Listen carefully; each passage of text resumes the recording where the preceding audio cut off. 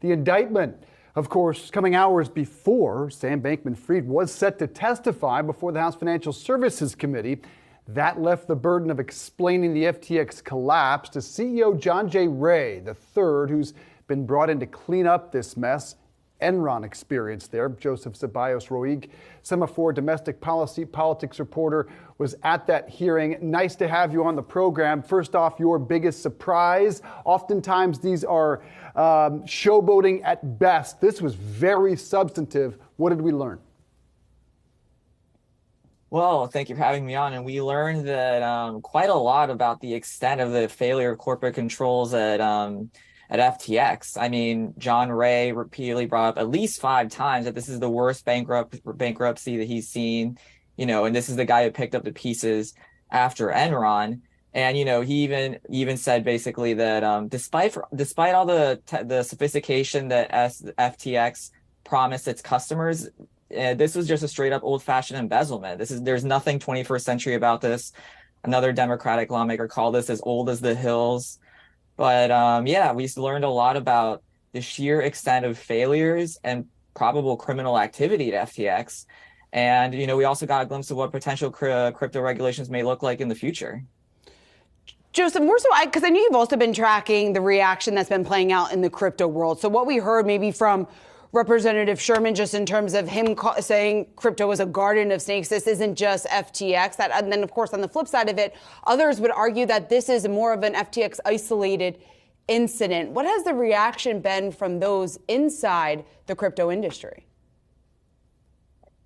I think they're definitely taken aback by just how much damage SBF has done to their reputation on Capitol Hill. They were an ascendant lobbying force, especially this year, with SBF taking the lead.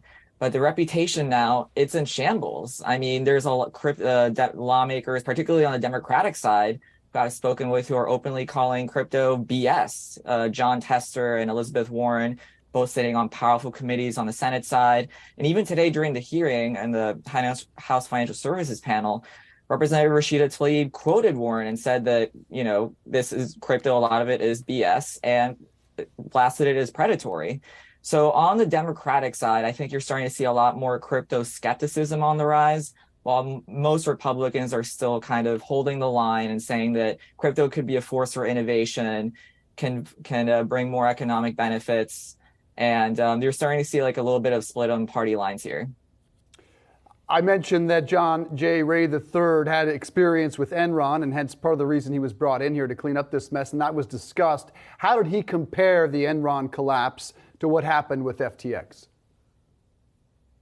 Oh, this FTX implosion is far worse than Enron. That was one of the things he said, that, that and what happened with Enron, it was, quote, highly orchestrated financial machinations, highly sophisticated people. And again, old-fashioned embezzlement by just people just straight up taking money for customers and using it to cover their investments at Alameda.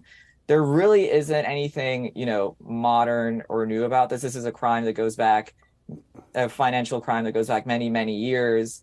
But yeah, there's a lot that went on at Enron that, just FTX just goes beyond. The fact that this is a paperless bankruptcy is going to make it a lot harder for U.S. customers to get their deposits back if they had it with FTX.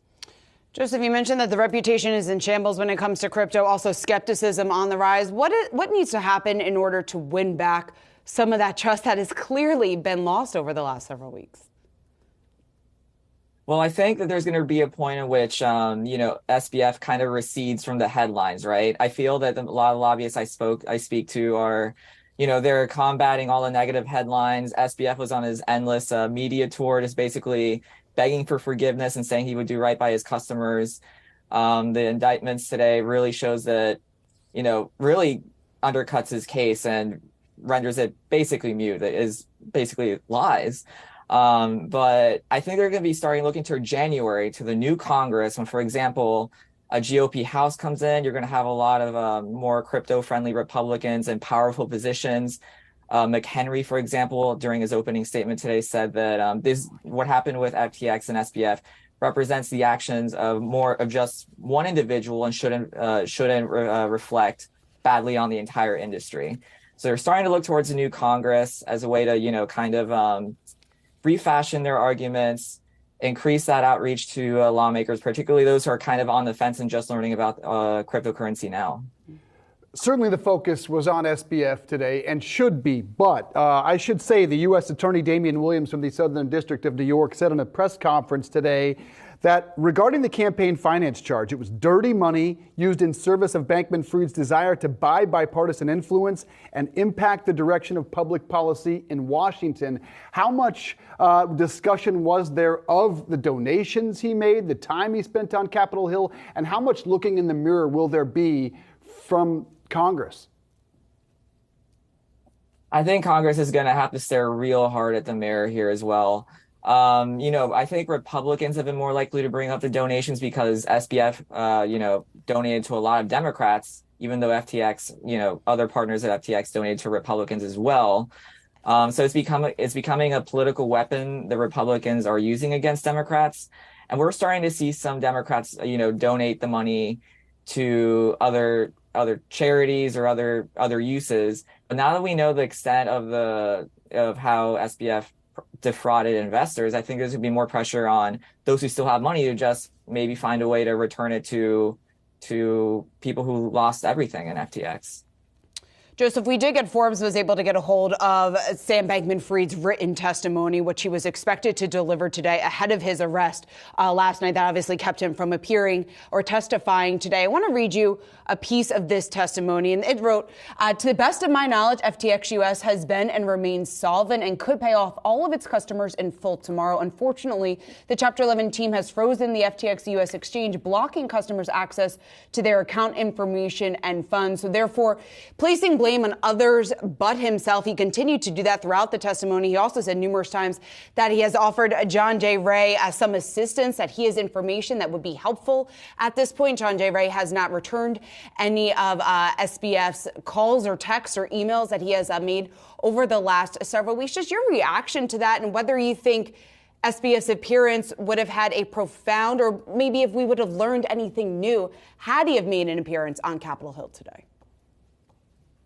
I mean, it's possible we could have learned new things. I mean, the fact that SBF was arrested on the eve of the hearing really did steal the thunder from lawmakers who did want to learn more. Maxine Waters, Patrick McHenry, everybody wants to get to the bottom of what happened with FTX. And some lawmakers are basically expecting, a goat rodeo, as one put it earlier today.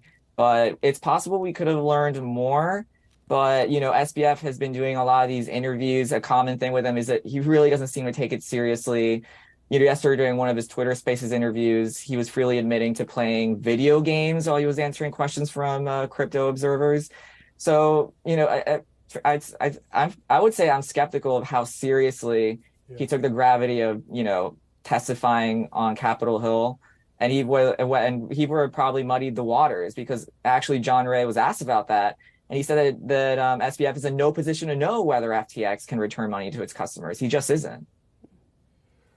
What a day. Joseph Zeballos-Roig, really appreciate you being here. Check him out on Semafor.